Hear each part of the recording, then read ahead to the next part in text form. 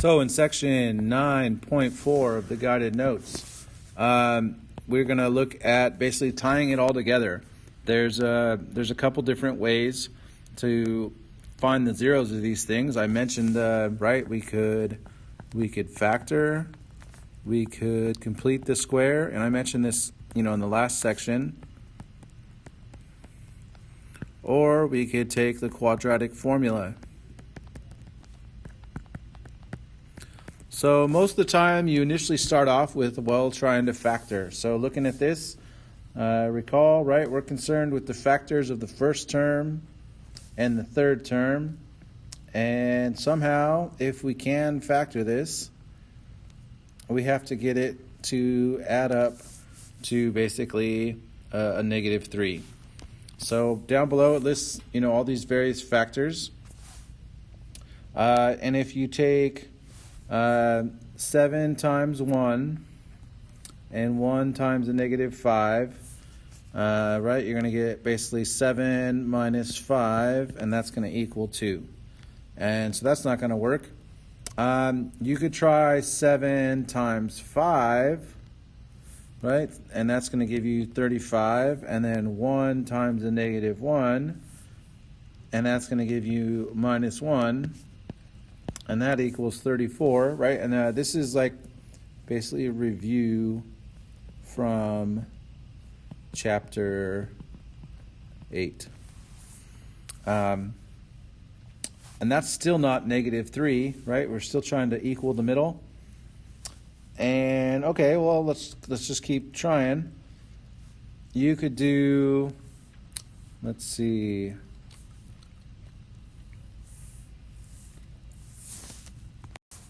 7 times a -1, which would give you -7. And of course, 1 times a +5, which is 5, and that's a -2, still not 3. And then, of course, 7 times a -5, which is -35, and 1 times 1 plus 1, and that's a -34. So this equation is basically not factorable by this traditional method.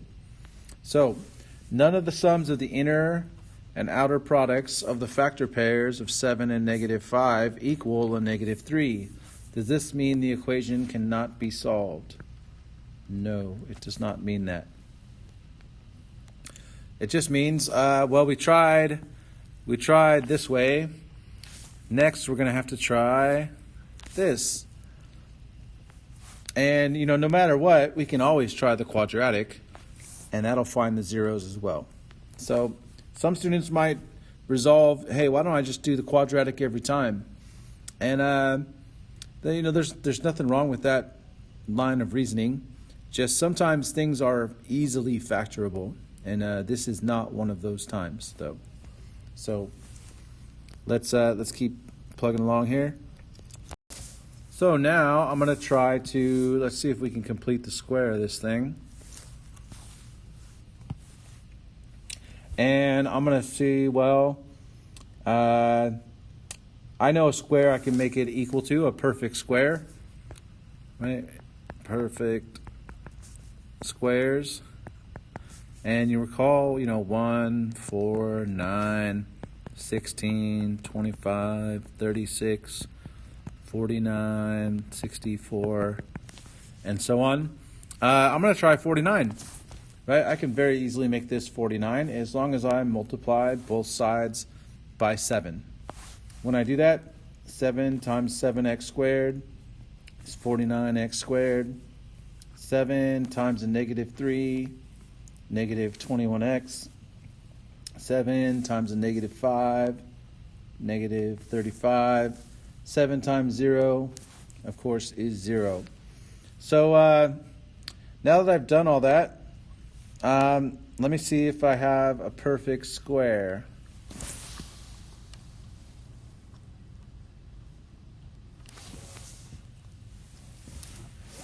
Well, I'd probably have to get all this over to the other side, right?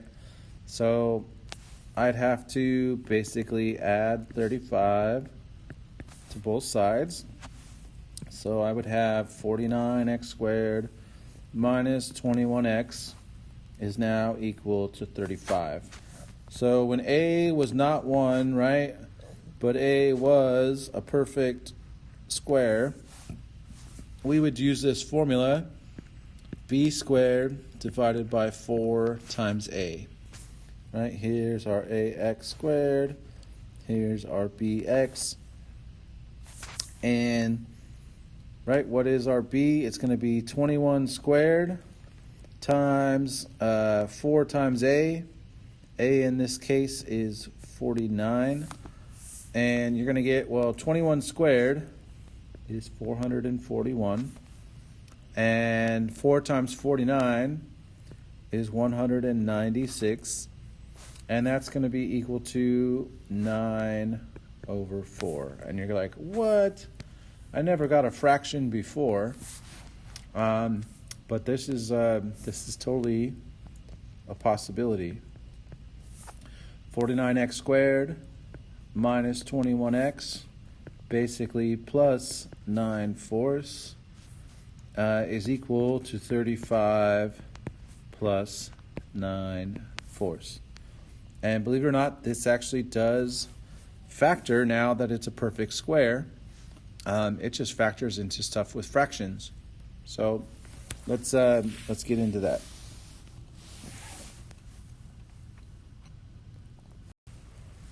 So here we go, right? We have 49x squared minus 21x, and we're adding to both sides, basically 9/4.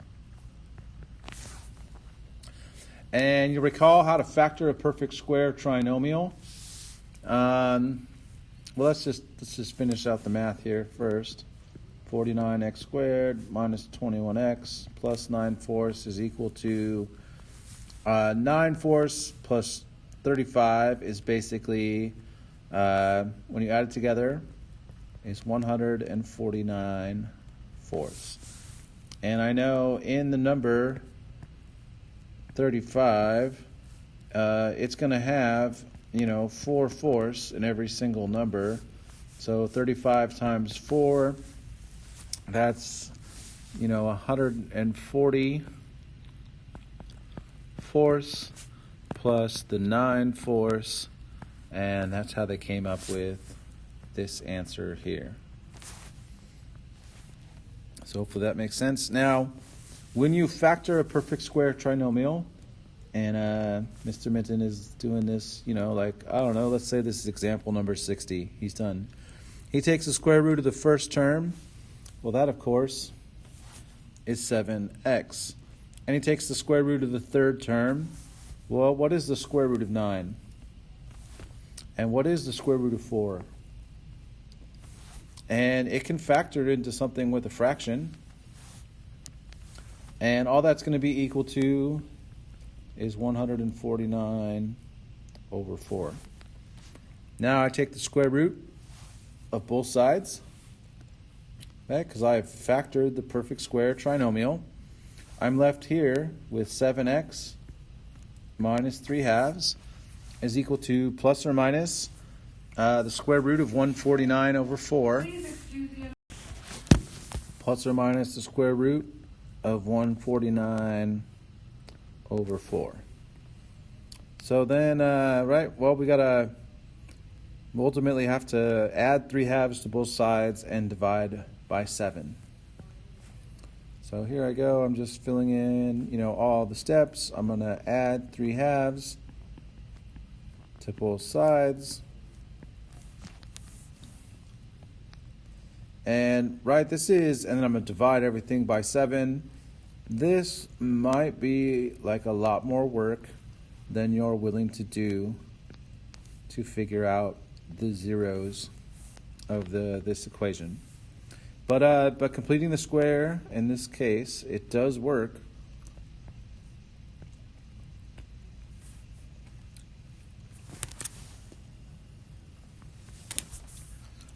And when you do all the algebra, it'll all simplify, your calculator would actually compute all this if you typed it in correctly in the order you would need to. And you're going to have two versions.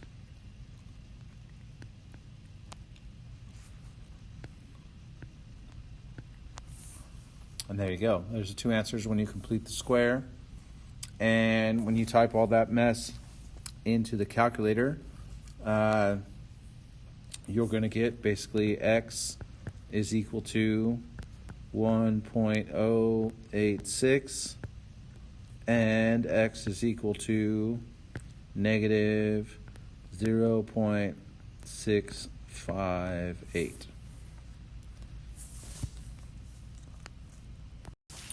So I've just gone ahead and put the values there for you. And we completed the square and all that. And now we could take that same equation, and you can see, well, that was a ton of work, right? But for principle's sake, it does work, and it is a way you could choose to go about it. Most people would say, that's just way more work than I want to do to solve this problem, and there's nothing wrong with that. They would take this original equation, and it was, the original equation was 7x squared minus 3x minus 5 is equal to 0. And they'd say, you know what? It's just easier to do the quadratic equation. And I wouldn't have had to do all that work to factor. I wouldn't have to do all that work to complete the square. I would just start from the get-go with the quadratic formula, right? So A is 7, B is a negative 3, and C is a negative 5, right? 7, negative 3, negative 5. And I just plug everything in. And if you need more of those templates that we were working on, I'm certain I probably have some more. And then 2 times A is 7. And we can clean this up a little bit, right? Let's clean it up. Well, negative 3 and a negative makes a positive 3.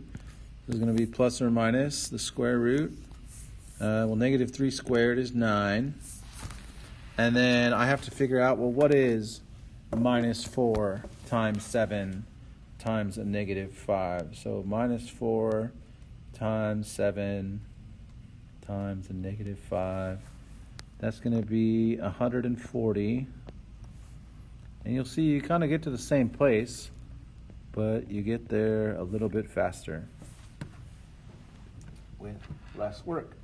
And like I've repeated throughout the semester, if you can work a little bit smarter and not harder, that's the ultimate goal of the mathematician.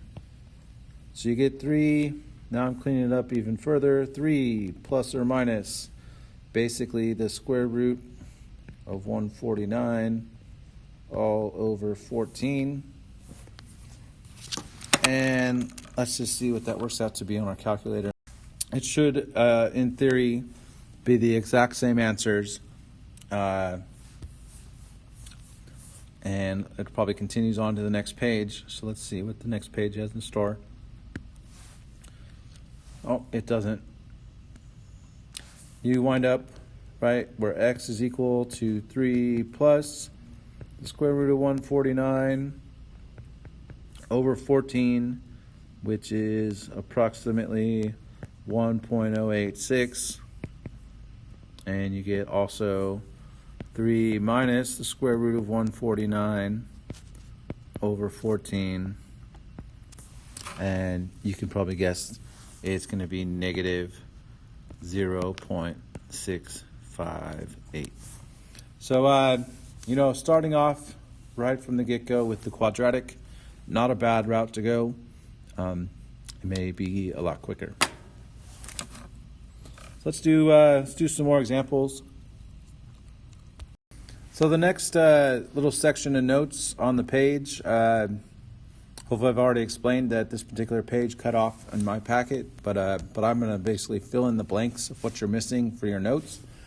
And we're again just trying to see, well, can this be factored, right?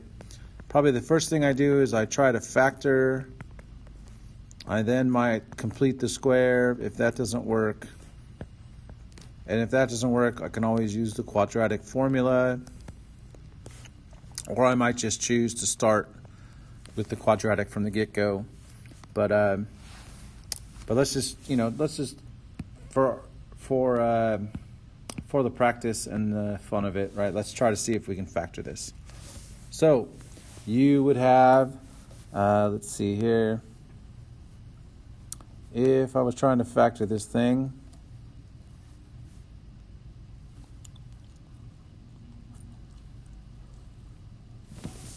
I could do, well, let's see. I could do 1 times 3, which is 3, and 2 times 1, which is 2, and I would get 5. Now remember, I'm trying to add up to that middle term, and that's not going to do it. Or I could do 2 times 3 and 1 times 1, and that's going to be 6 plus 1, and that's going to be 7. So can this be factored is the question on your notes, and the answer is no, I can't. Not at least using this method. So then I could try to complete the square, and if I set this thing right, it started off equal to 0.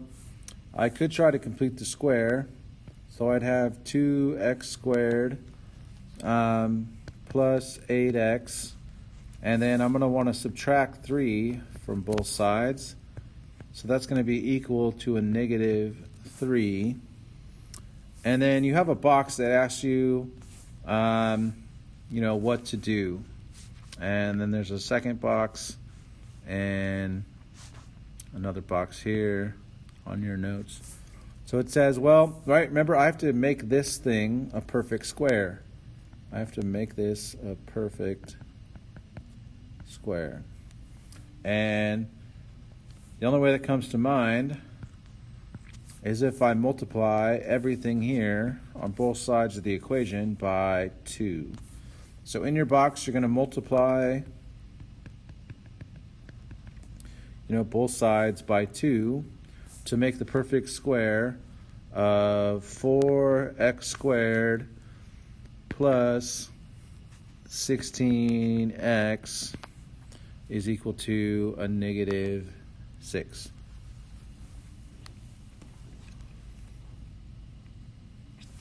And then I have to take, I got to figure out, b squared divided by 4 times a. And in this case, b squared, b is 16. And 4 times a is basically 4 times 4 now. So then this should wind up equaling 16. So the last couple boxes of your notes, right? You basically add 16 to both sides. And then you get the perfect square trinomial of 2x plus 4 squared is equal to, 16 plus a negative 6 is positive 10, right? So we added 16, and what else? 4x squared plus 16x, and that factored like so. So there we go. And from here, we can just go on to the next page. Hopefully that satisfies all the boxes you needed to fill in for that particular page of notes.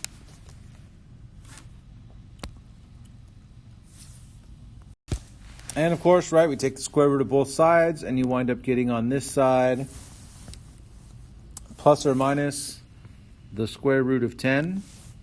And right, it's either positive square root 10 or negative square root 10.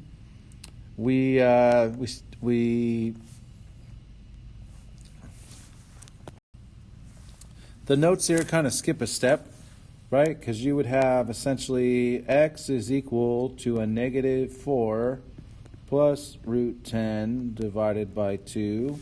And you would also have x is equal to a negative 4 minus root 10 over 2. And, right, what is minus 4 divided by 2? That's, of course, a minus 2.